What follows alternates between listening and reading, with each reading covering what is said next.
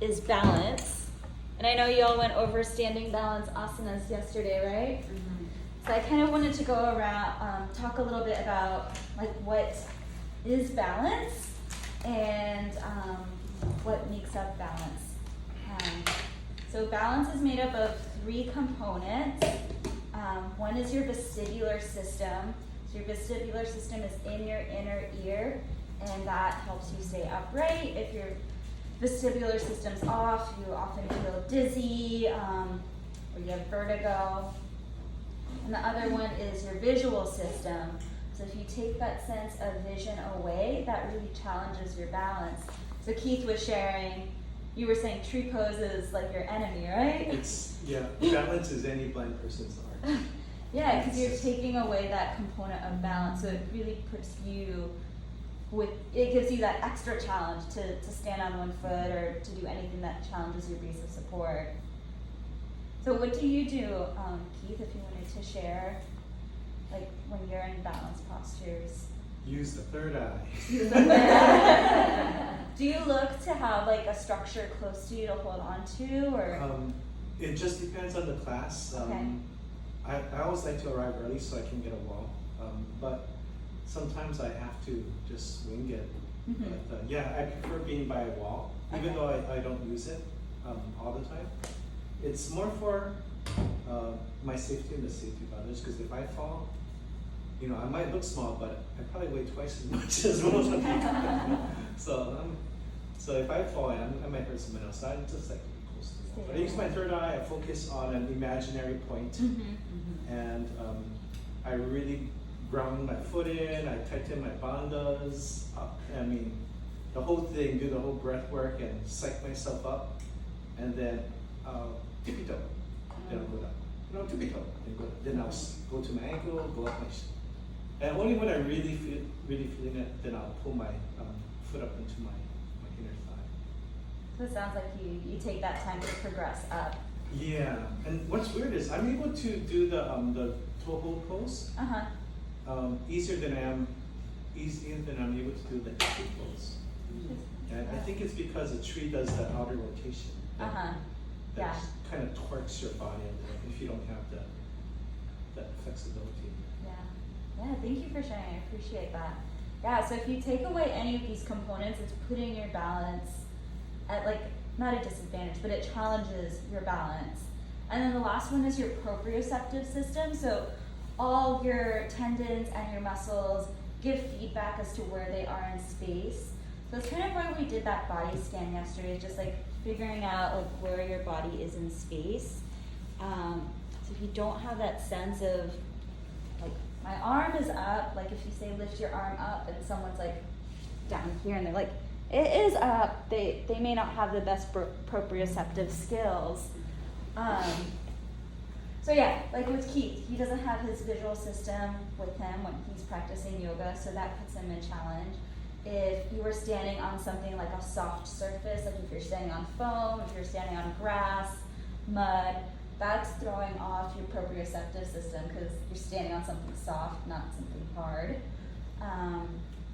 And then your vestibular system, if you are, if your inner ear's thrown off, then you're gonna feel dizzy and woozy and wobbly. What else? Could you spell that, the proprioceptive? Yeah, so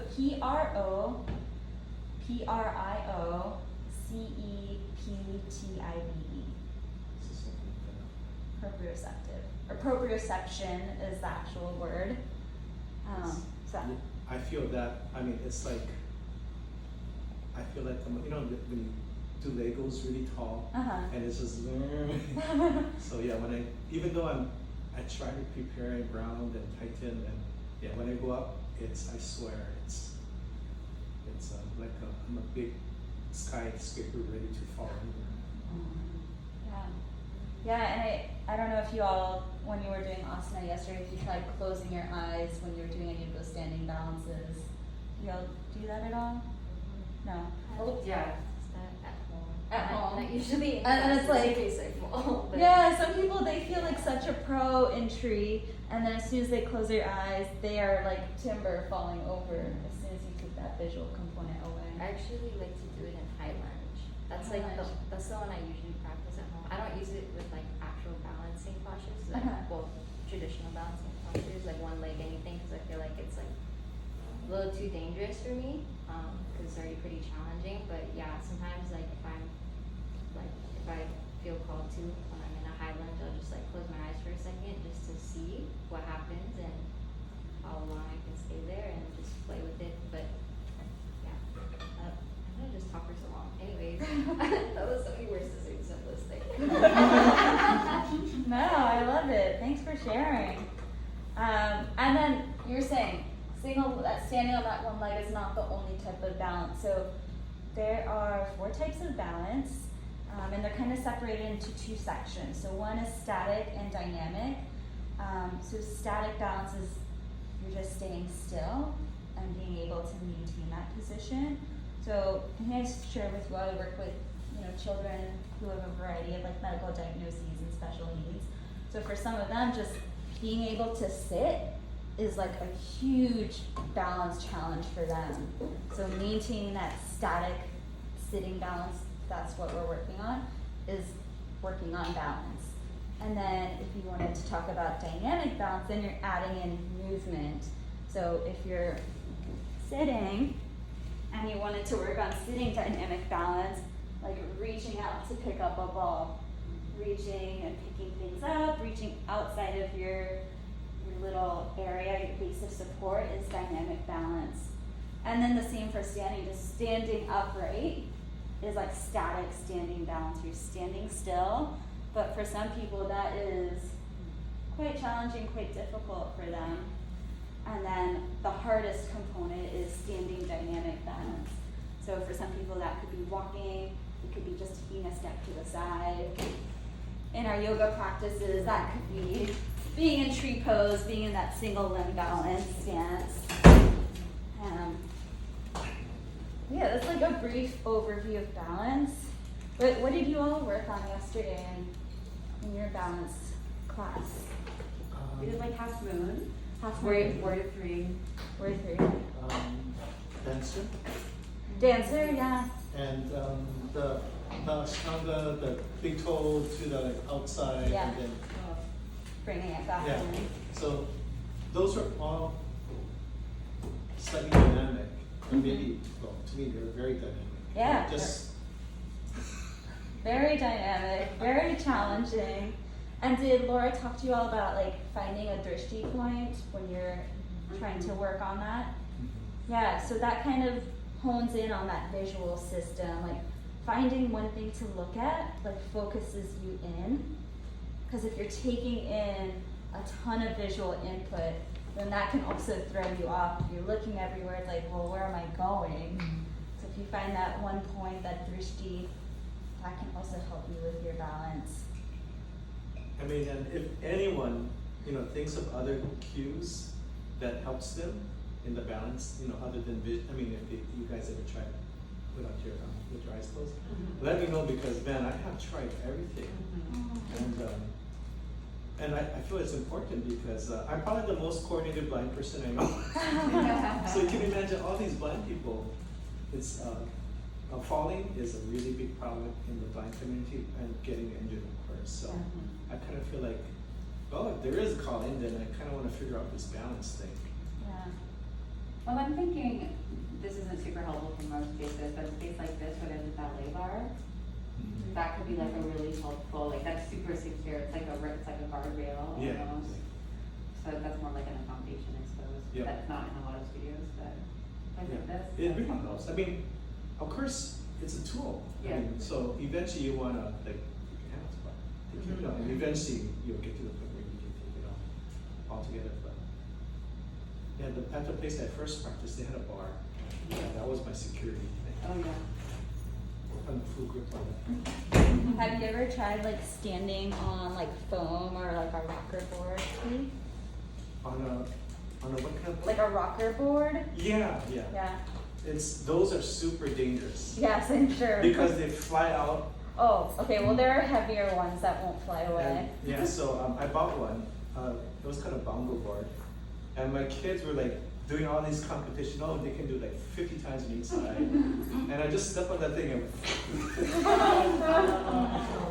So I tried different things, but I do find like the whole, you know, in the banda,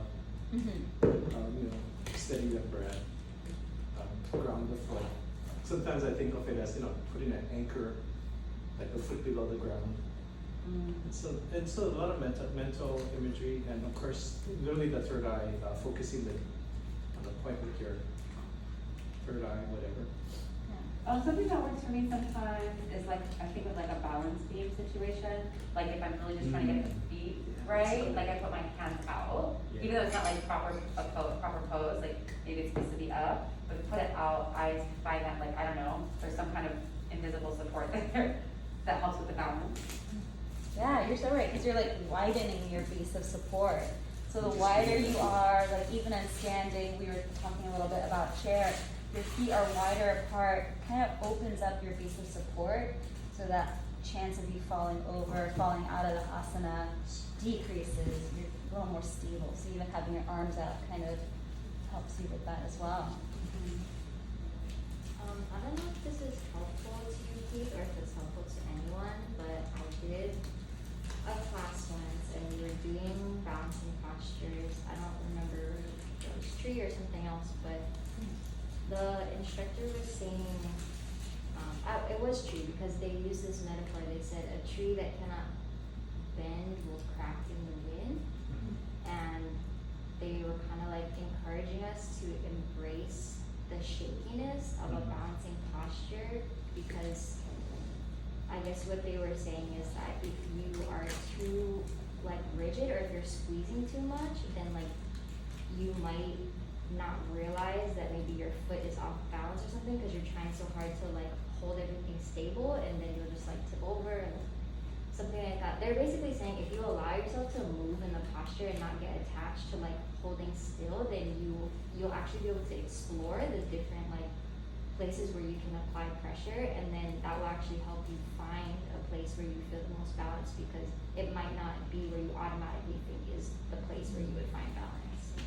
So what you just said and what Jay just said gave me some good ideas. It's how like, you know, when I approach the word two and I have to do this, sorry, I'm thinking I should try and sway into the position a little, but also maybe tightrope into the position. You know, so when I prepare for it, rather than just go into it, I'll do the imaginary balance beam, then try and do the, you know, or do the swaying part. Like that'd be more kung fu style, you know. But yeah, those are great ideas. Thank you. I also think it's like really powerful how like we're told to focus on like a visual point, but you have turned that into like a mental visualization, and I think that's really powerful too. Just like it doesn't need to be a spot, because some of these yoga rooms are so plain. Like, what are we really looking at? There's no point there. And just really having that, like, your mind can create the point that you want to see to balance you. So I felt like that was really powerful advice, even for me, because there's not always spots on the yoga walls where you can look at. I just find it so crazy that the body, I mean, you know, I can do, I don't know, Trikonasana, I can do revolve, I can do all these other poses without any problem, but yeah, put me in a tree pose and I'll just. You're swaying in the wind. Yeah. Cool. And yeah, another thing to maybe think about, Keith and everyone else, is working on that musculature in your foot, strengthening those foot muscles.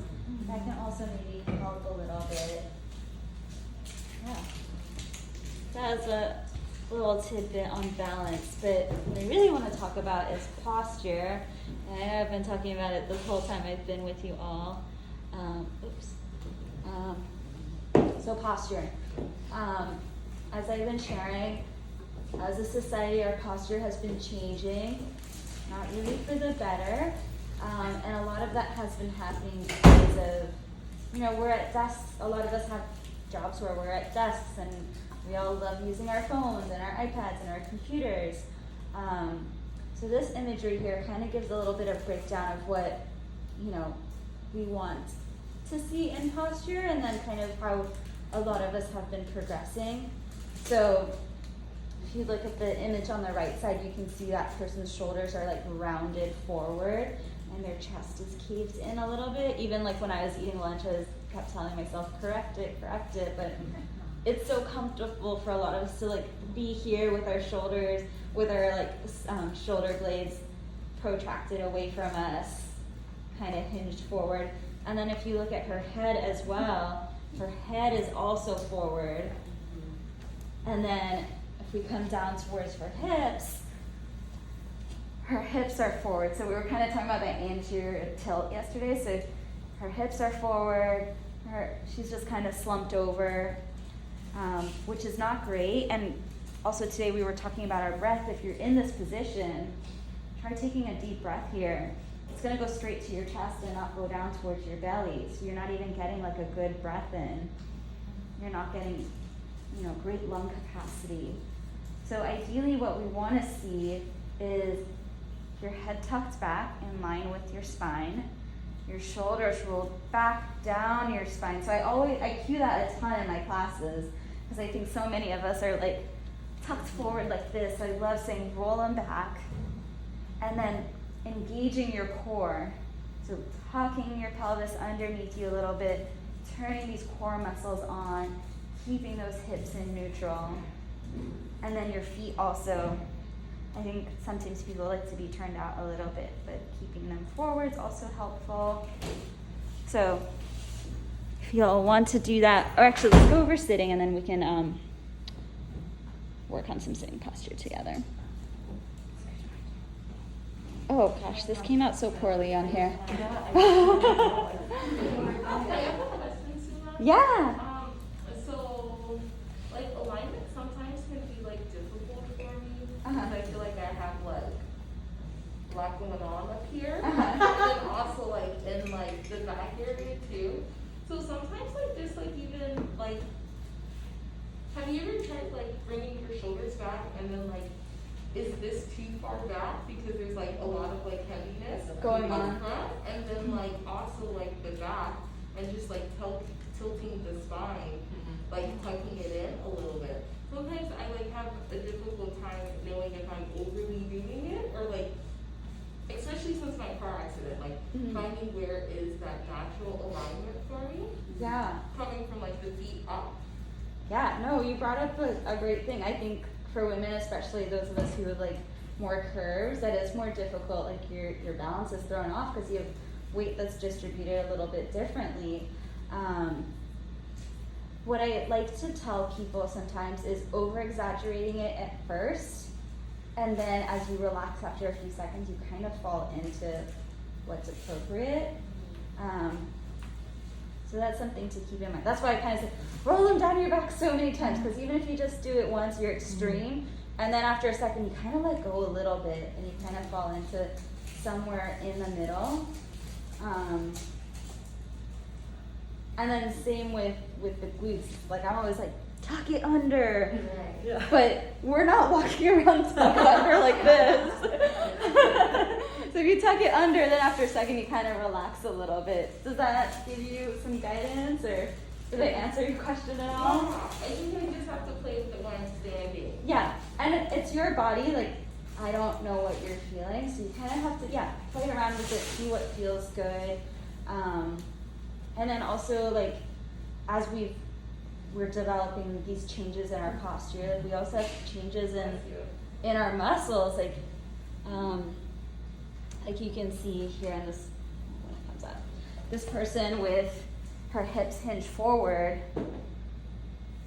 you know, she's anteriorly tilted, so the front of her hips, so if she's anteriorly tilted, her glutes are going to probably be weak, and her hips are going to be tight. And even looking at her head, like this area right underneath her neck's going to be really tight. So to pull all of that in, you have to it takes strength to be there. Her core's probably weak because her like belly's sticking out a little bit.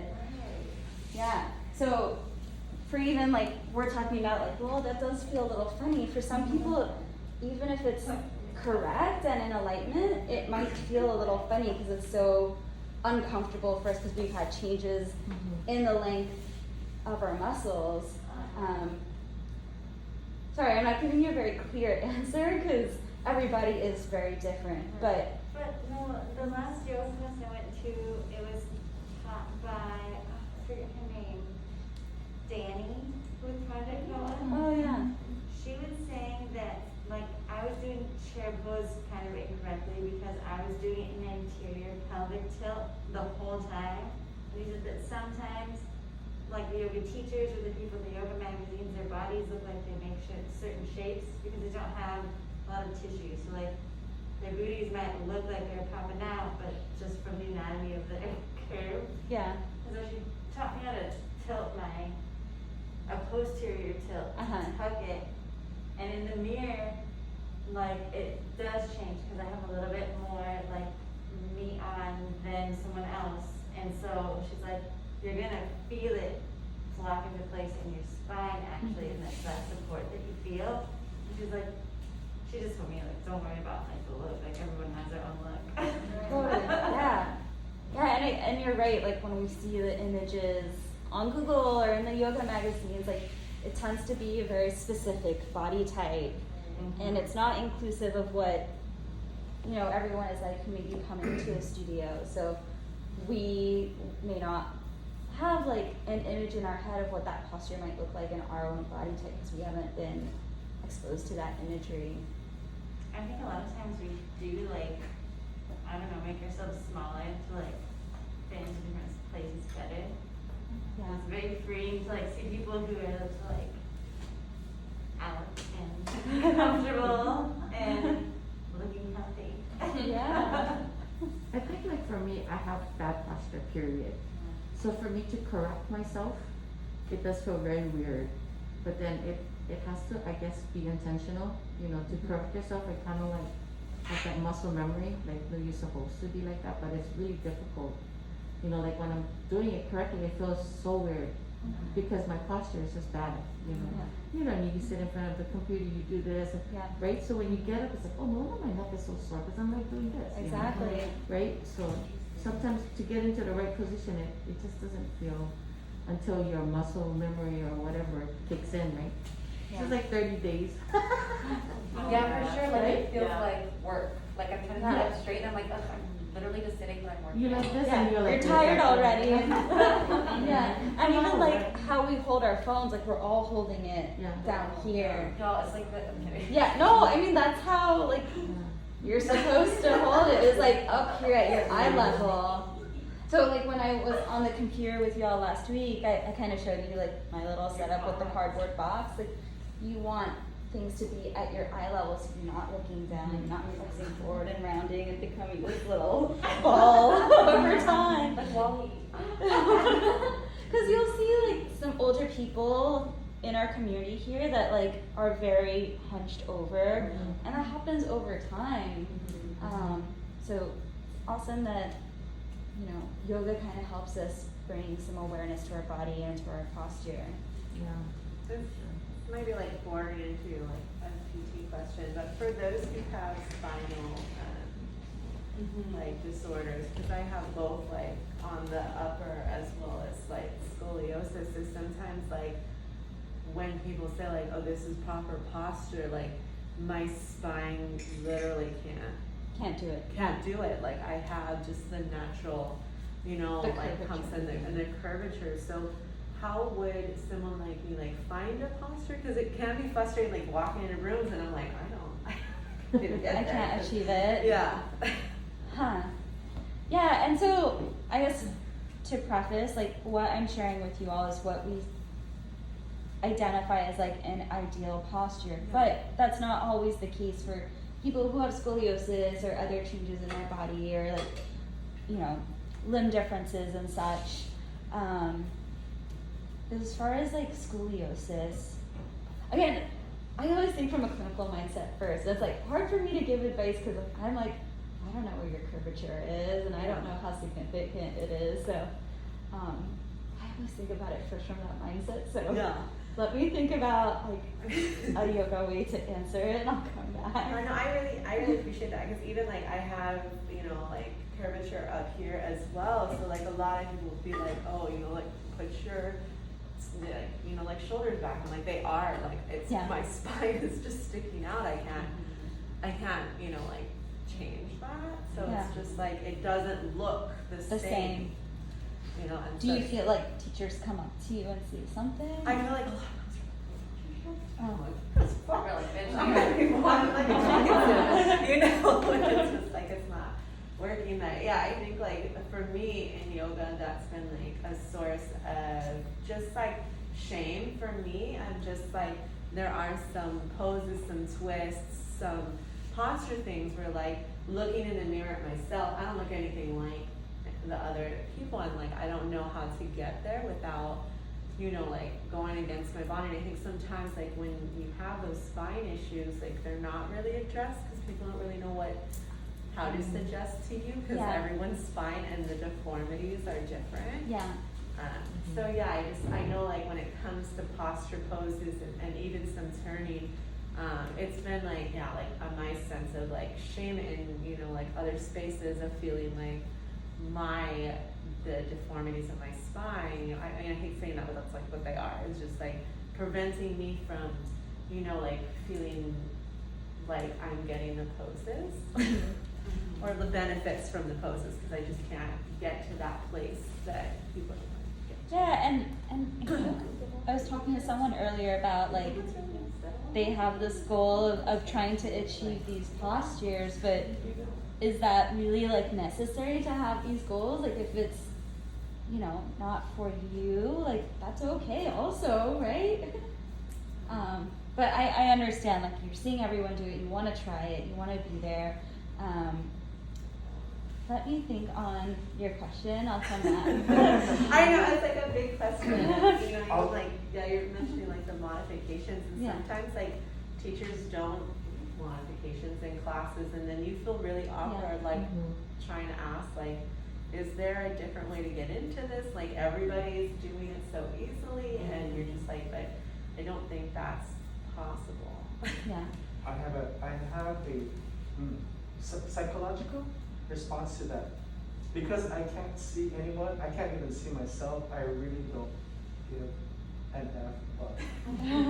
And I literally, I do this to myself, but I will go to different classes around the island, beach, park, garage, home, and I'll just show up blind and I'll let them deal with me, but the best part is sometimes I'll be in the wrong pose, in the wrong direction, but I do it like I don't care because I can't see anyone else. Like yesterday, I forgot who was next to me, but I asked am I the only one doing this with Laura? And she said yes, like, oh, okay, so I said that. But you know, I do that all the time, and I don't know, after a while, I think it's a personal thing. You know, you just end up accepting yourself and become body positive and whatever. Not giving a shit what other people think.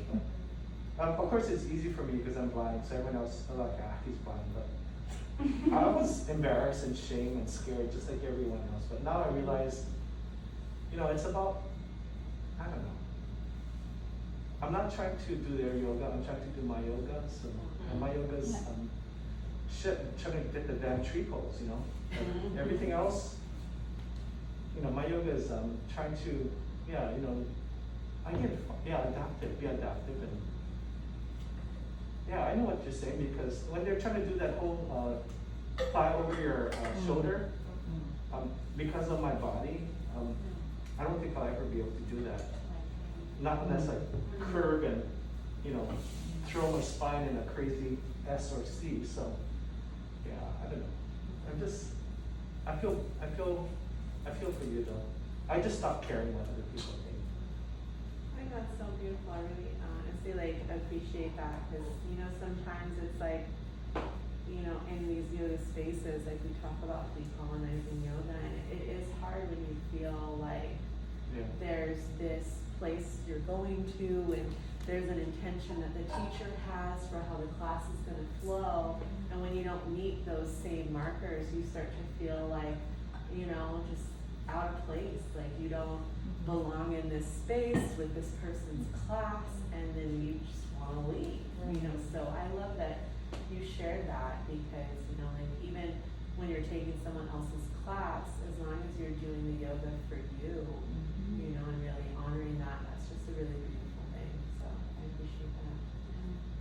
I really want to make a decolonizing statement that like yoga journal and stock photo are new, and they are not as old as the practice of yoga or all of our beautiful human bodies. Sure. That represents. I love what Keith said. I felt when I got into yoga, I predominantly lived in a very white space, so I really wanted to do these poses, but I just never felt like it was accessible or anyone took the time. And at the time when I did get to like YouTube yoga, it was all white people and all very small white people. Not to say that there's anything wrong with that, but I have occupied a larger body for a very long time of my life. So something that I started doing in my classes is like teaching with blindfolds, because something that really bothered me when I taught, and this was something that I really had to work on myself, is I didn't want to compete with other people in the classroom, but I felt like I had to see what they were doing, and had a hard time trying to figure out why my body couldn't do it. And my practice really started to like blossom when Keith, like he said, when I just stopped caring what other people are doing, and really started to find that alignment within myself, and just like, you know, being okay with just simply being like, I didn't get it today, maybe I will never get it, but it's really about the journey to it instead of the actual like pose itself. Yeah. So sometimes like if you go to class and you just close your eyes, it's such a liberating experience. Yeah. And I'm thinking we're all here to be teachers, so we're going to be the people, you know, setting that, I don't know, mentoring others and setting that example. And I would rather go to your guys' classes then, because I know you guys are just like, you know, we like, you know, we're trying to get away from that. Although I do love Kino McGregor, yeah, we're trying to get away from Kino McGregor. She's a crazy ass Ashtanga teacher. And then like the cueing that you all provide will be so different, Yeah. because you're coming from that lens of, you know, a difference, you know, whether it's, you know, your scoliosis or you know, your visual impairment, like your cueing will be incredible and so different and really helpful for people who take class. And I think, you know, all of us will open the doors to so many people out there who want to try yoga, and they don't want to go because they went peek in that studio and like see 12 really, you know, limber, whatever, athletic types, and they're like, oh, this is not for me. But the reality is it's more for us than it is for, you know, I think for those other yoga studio people, you know. Yeah, I think I really agree, and I was kind of thinking about that as everyone was sharing, of just like, I would venture to say that almost, like, probably almost all of us, like, don't fit, like, this typical, like, look, you know what I mean? And so, whatever is going on with each one of us, or whatever body type we have, is like, we're not gonna fit that mold, you know, and that's, like, the beauty of why we're doing this, and, like, the power of why we're doing it, you know? And then, even, like, along with what Keith was saying, I feel like, because like even looking at this for me, for instance, and like kind of how you were sharing about like your body type is like, I tend to actually like the correct way is actually kind of bad for me, because I can arch my back a little bit too much. My booty's, you know, my booty's like going for it, and then like that contributes to my back issues. So I actually have to tuck my pelvis like more sometimes, like because, and like be mindful of like tucking my pelvis more in order to not have that, you know, like. But maybe from outside it looks like, I don't know, maybe, I don't know how it looks, but like, I just know like it's more about, I think this comes from like, cause I used to be a dancer too, like I focus very much more on like how I'm feeling and like how like what, you know, what you folks are sharing too, just like where do I feel misaligned in my body, and like, that's even kind of going back to the balance conversation of like how I think too of like, yesterday I was like staring at the floor when I was balancing, and like just like, but more so, or even closing my eyes of like, what am I trying to do, and like centering myself, and just really checking in like internally with how I'm feeling.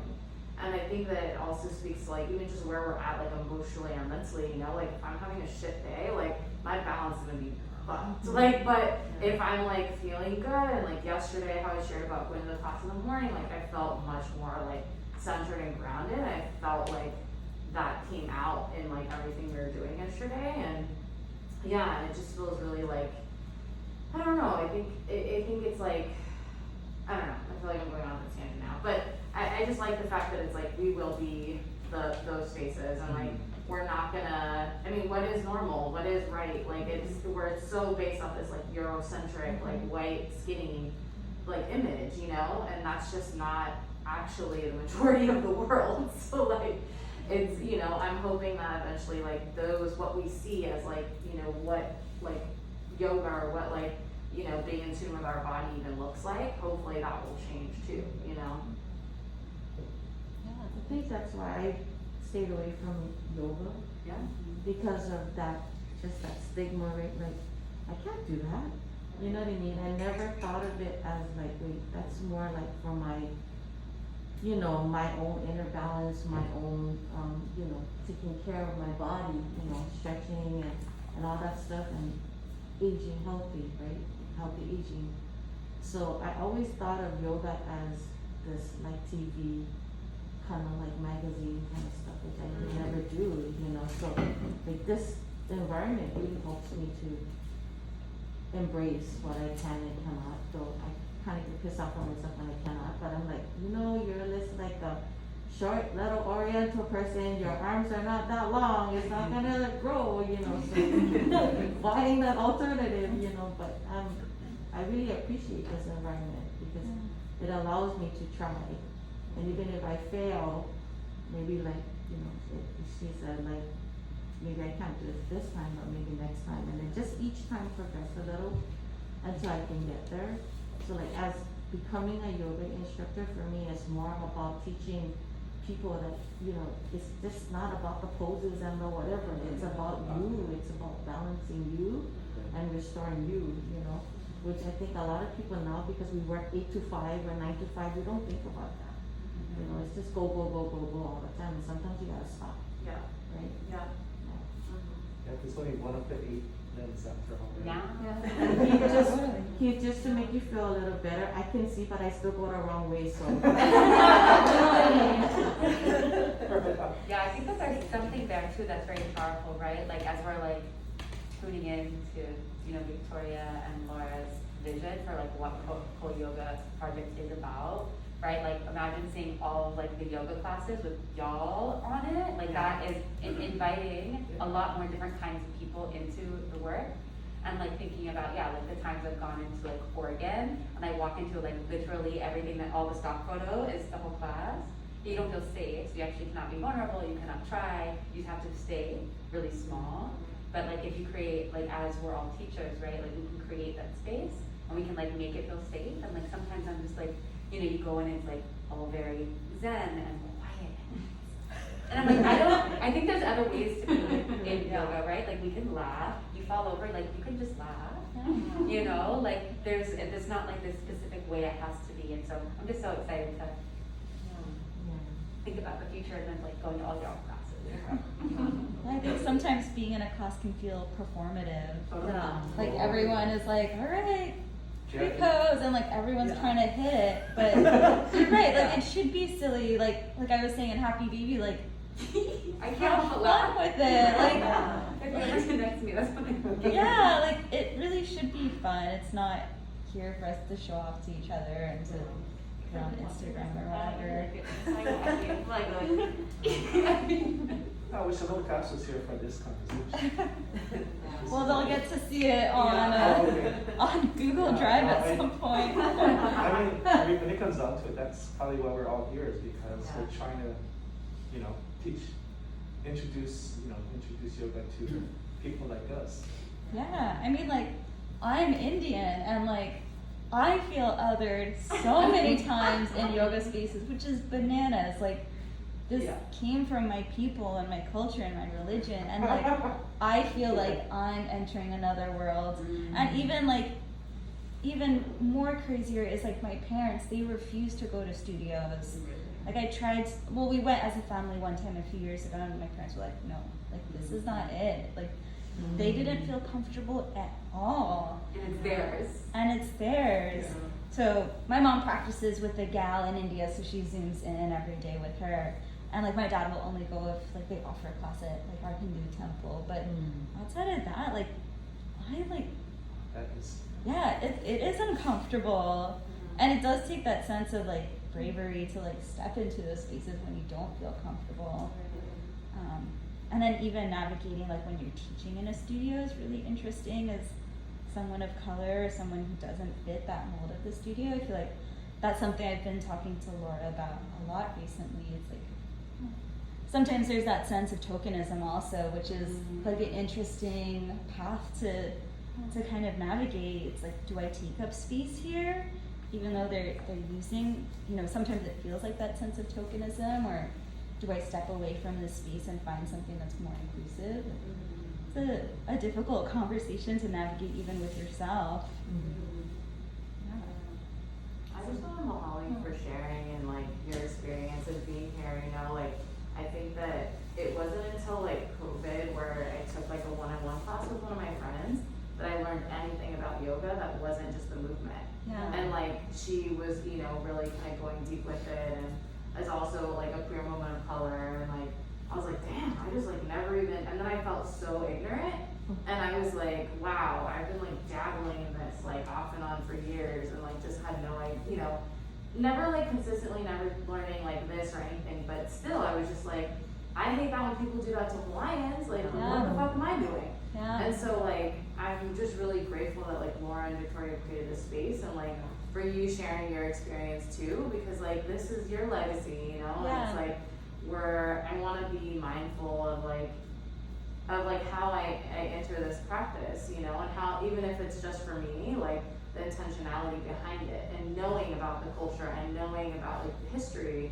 versus just being like, okay, what pose am I doing next? Yeah. You know. Yeah. So yeah, I just really want to follow you and Oh, I Laura and appreciate Victoria. that. Yeah. Oh, yeah. I just have a question, and you don't have to answer me right now. But like, would there be, or I would love to like hear your parents, like, what would be some things in a yoga space that would make them feel welcome, or like what would be a visual cue, or for yourself to feel welcome? Like, what would you walk in and see and feel comfortable, or hear and do, and what a yoga practice might look like for people who should feel comfortable to feel comfortable? I think it's probably what a lot of us want, like to see different people in the studio and not just like the specific like Lululemon white girl to be frank. Even though I'm wearing Lululemon today.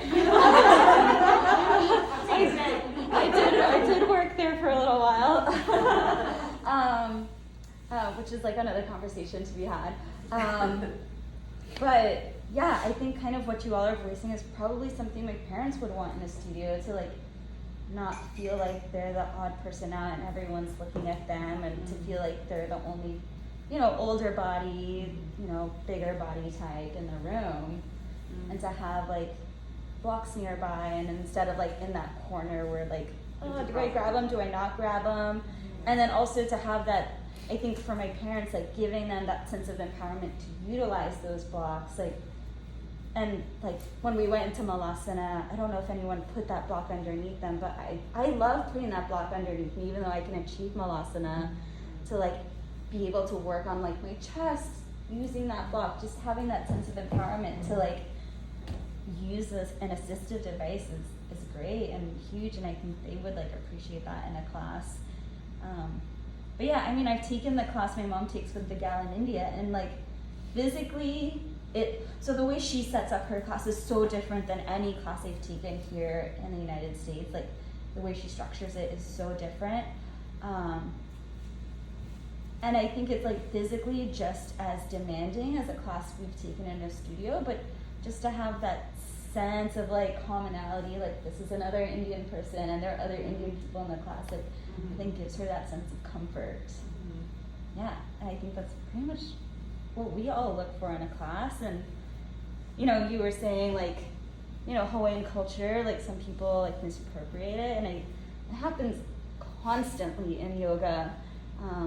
And there is that line between like appreciation and appropriation, and understanding where that line is sometimes hard to find, but I think all of us in this room like have a much better understanding of where on that side of the fence you're supposed to be when we're navigating yoga classes. You know, not showing up in a namaste in bed shirt. Probably not the best thing to be doing. I have a question about like the yoga assisted tools. Like, are a lot of those from, you know, Indian yoga culture? Have we created a lot of these tools to market for? I think for a yoga? lot of them has been created. I don't. I mean, I'm not like super well versed in like the history of yoga. I mean, I know some of it, but that part I'm not like super well versed. But I think people were using like makeshift things, like maybe stacking some things together to create a block, and then we formatted this foam block and like selling it to everybody. So yeah, there's that sense of commercialism. Yeah, because I always like wonder like, what am I like perpetuating this like appropriation of yoga culture by buying these fancy things, or like what could we, you know, substitute for it or make someone feel more comfortable? Like, everyone bring your own pillow. You don't need a bolster. You can have like your favorite pillow or your favorite this, or some way to make it a little bit more their practice, or something they could do at home without feeling like they have to buy like the $100 yoga chair, you know? And that's what, like, even like myself, like when I'm treating kids, like that's what I tell parents, like, don't buy all this shit that I have. Like, you have it at home. Like, you don't need a strap. You can use your belts that you have at home. You can, you know, I told you guys not to step on books, but you could stock together, you know, I don't know, something that's not a book. But like a box, you can, go ahead. Oh, I just said an Amazon box. Yeah, Amazon box, exactly. Like, I use that to prop my laptop up instead of buying like the fancy, like ergonomic laptop thing. Yeah, they're always like inexpensive, effective tools to create. Yeah, and I think that's also like where our creativity comes in, to share that with our students. Yeah. I also want to say, like, this is such a beautiful space that we're creating, and as we do step into the role as teachers, whether we teach here at Project Koa, sometimes, like, I've been teaching and I've had students come in and be like, oh, you're the yoga teacher, and like, obviously that's really annoying, but like,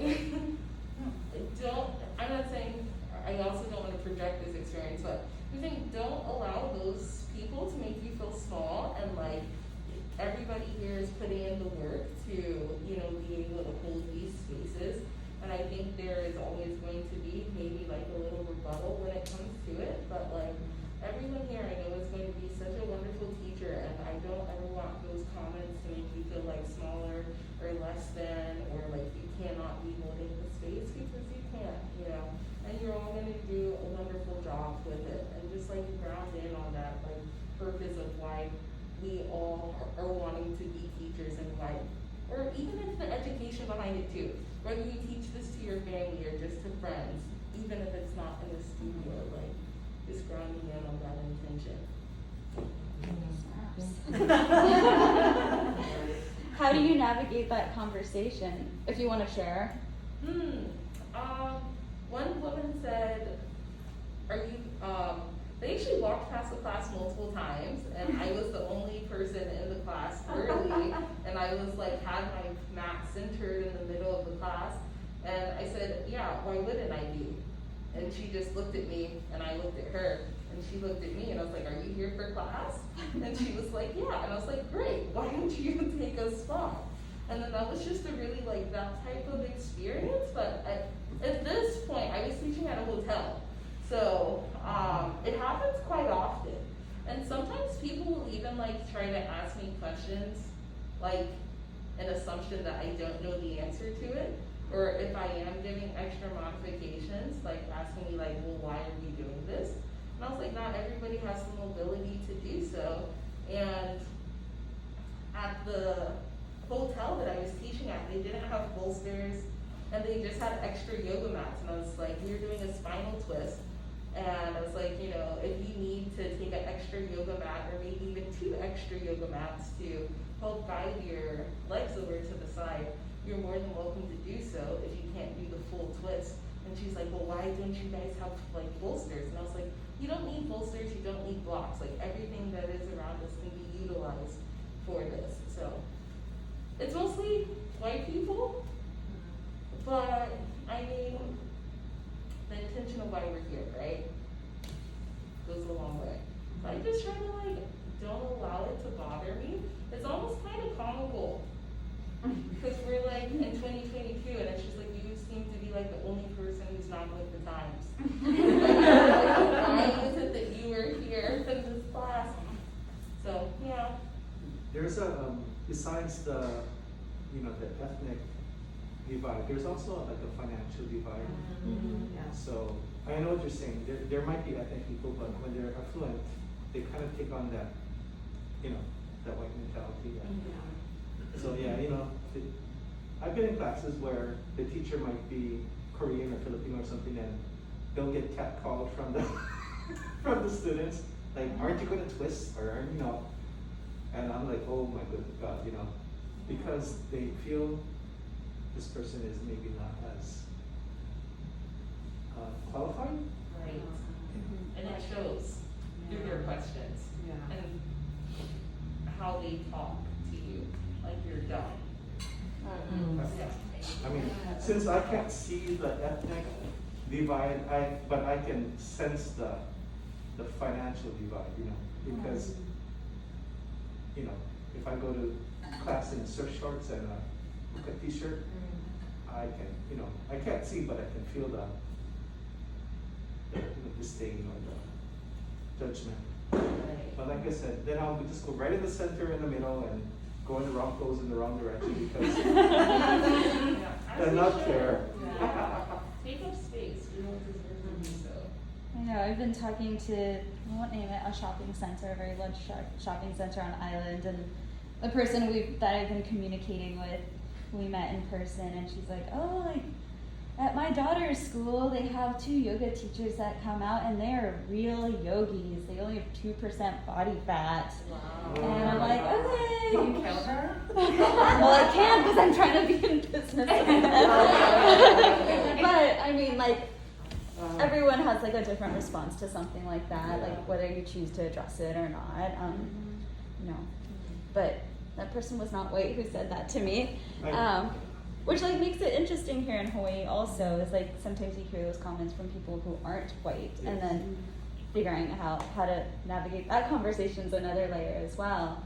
And then like even from my ends, like I'm trying not to give away too many identifiers, but someone who I've taken a class from and practiced with, who is a yoga teacher and not white, was saying quite a few things incorrectly with like the Sanskrit terms, and I tried to give some feedback, like, hey, like I think this is probably the way to say it, and like, I took 2 months of a Sanskrit class, I know what I'm saying. All right, cool. But I had more progress with that person after they'd gotten to know me a little more, but yeah, I mean, like even that's like interesting conversation to navigate. Yeah, everyone has different tools on how they maneuver their ways around that, whether you want to take up space and be in that person's face and correct them, or find a way to educate them over time as well as another strategy. This whole conversation, when I went to this vocational rehab training for the blind, there was this class that was called Business of Being Blind. So I feel like this should be a business of being BIPOC, and LGBTQ is something that definitely needs to be added to this, because I think we could talk all day about this stuff. But thank you for letting us interrupt your posture. I love how like we get to go on these cool tangents outside of just anatomy. Yeah, because there's like way more to yoga than just like this physical practice, and I'm like always happy to share this information, but there's way more to this than just me showing you what correct posture is. And like we were saying, like this is what is being shared as correct posture, but what this woman looks like is not what all of us look like when we're assuming these changes in our posture. So keep that in mind. And like we're saying, the imagery that's online is very one note.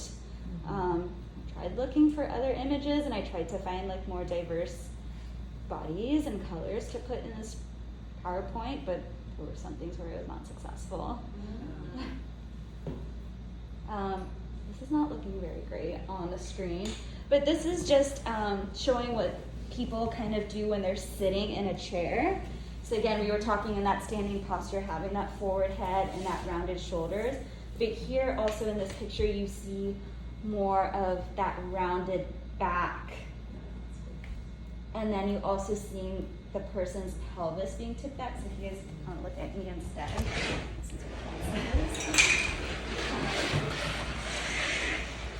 So this person's head is forward, shoulders are rounded, back is rounded, my pelvis are kind of tucked back, and is like slumped over. And I feel like most of us are to some degree getting into this position throughout the day, and then if we have our phone in front of us, we're like looking down, our keyboard's down here, our screen, our iPad's sitting right there. So that is something to keep in mind as you come up with your sequencing for classes, because I think some people are coming to class to kind of correct what they're doing at home, especially people are working from home, they don't have the best desk set up. Yeah. And as your day goes on, you're getting more and more forward. And as I say it, it sounds ridiculous, but when you go home, you're gonna notice, like, I know when I'm on Zoom calls, or if I'm getting really into like a Zoom call, I'm like getting closer and closer to the screen. I'm like, that's not gonna like give me more information. Bring my nose straight to the screen. Yeah. I had a PT too who was like telling me that actually we all should like be moving every like 15 minutes or stretching. Because part of like that will work on my shoulder and my neck. He's like, you absolutely have to be moving your neck and like, you know, around and stretching every like 15 minutes. And at the time I was working an office job, and I'm like, probably not, like I'll just forget, like I'll just get lost in work, you know, but like I tried for a little while to set an alarm and like do it, and it's really hard. Like he was saying that pretty much all of us should, anybody working like in that position, or really any position, because even if you're like working outdoors or something, you're doing repetitive motion, you know, like, so to mix it up, like, I don't know, every 15 minutes is a lot, but yeah, it's like stuck with me, and like, dang, I'm lucky if I do that like once or twice a day. No, you're so on it. And even like that eye strain of being in front of the computer, like taking that 10 minutes every hour. And that's kind of like the recommendation I give a lot of people. It's like every hour, get up for a few minutes, look around, take a little stretch. That's what my chiropractor told me too. Like every hour, just even if you don't walk away from your desk, stand up. Just for a second, you know, and kind of, you know, move your body around and sit back down. Like the posture you had is like, that's me everything. So, I notice I don't even use my backrest on my chair, you know, it's just like. so Lisa, I have a story for you. After I went blind, I grew an inch. Oh wow. Oh. And it's not because I went blind that I grew an inch. I no longer drove. I no longer use the computer. And I don't, and with my phone, I don't need to look at the phone because I listen to it. So between yoga and going blind, I grew an inch. And the doctor's like, how did you, I mean, not a quarter inch, not a half inch, but an inch. Like all your muscles got to stretch to their full extension. Yes. Wow. Yes. That's incredible. Yeah, and just, you know, I mean, to me, Trikonasana is like, I don't know, it's like the miracle posture. You know, poses like that where you're lengthening your spine. I mean, just everything about these postures, this asana, it really does help correct. I mean, I was born with, you know, a club foot, a short right leg, all kinds of problems, you know, and which is one of the reasons why I went blind. But yeah, through yoga, it really started correcting a lot of these problems. It still is. I still have a lot of issues. Blindness is the last of my issues.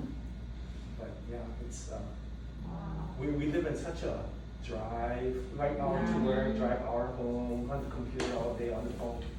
Yeah, so once you start getting away, so yeah, just go blind and I know how good posture. At the end of the day, I'm like, what does this say? But yeah, if y'all drove here, like take stock of where you're at when you're driving home, and especially if there's traffic. Yeah. I feel like that's when I get more around it, as I'm like clenching on. Like little gremlin. it's like muscle memory. You get tense and your muscle remembers Yeah. that, and it just that's how it defaults. I don't know. But yeah, when I do massages, it's crazy. I can already tell. It's going to be in the same spot every single time.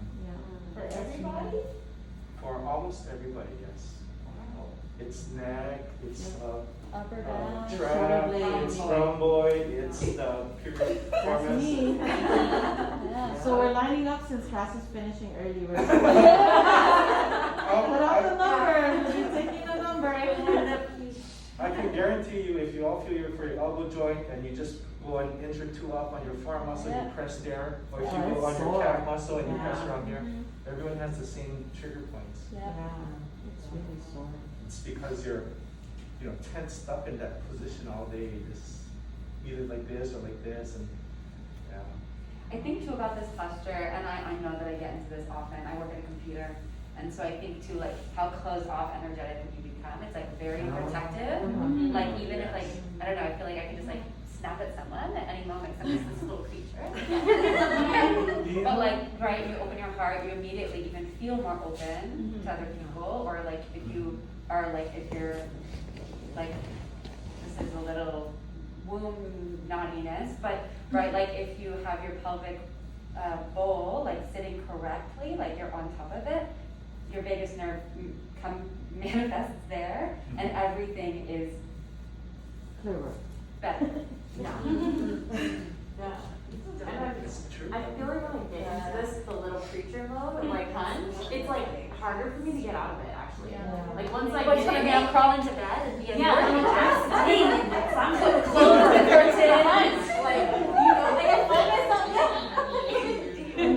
like 5 hours later, I'm like, why did I do that? Like I could have corrected myself hour one, but instead I was like, no, we're just leaning in. Let's get this done.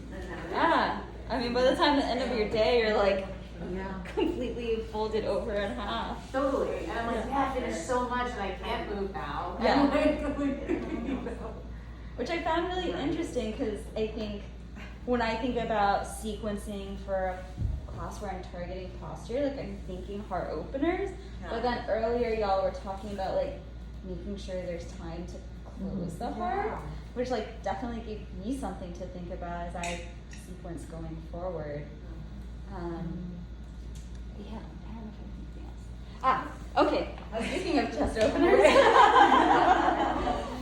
so these are maybe some things to think about if you start to sequence an asana. Oh, is it? Is there Yeah. because it's not working, the AC. Valerie. That one I tried to do What if we it. don't have it? I don't know. Open that door. Do you think the switch has anything to do with what it's supposed to do? Oh, I don't know. Do you want Oh, to? you're not- There's like no worries. would you actually mind if I open some of the windows like right there? Oh yeah, go for it. Okay, I'm doing it, y'all. You'll just have to help me close. Yeah, no, totally. It is kind of a two-person closed situation. I'm gonna sit in the other room, I'm sorry. Yeah, we're almost done, and then we'll head back into the room. Yeah.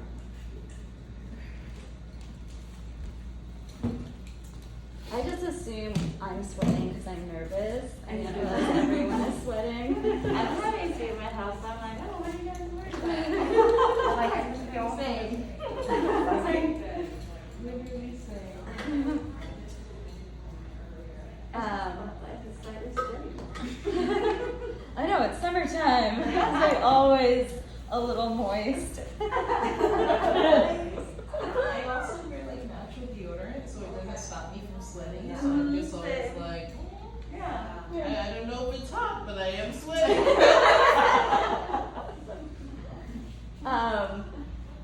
So we're almost done with looking at the slideshow. So something to think of. Oh. She's just checking in on you. Okay. I don't know. I'm making it on her. Make sure she's good. I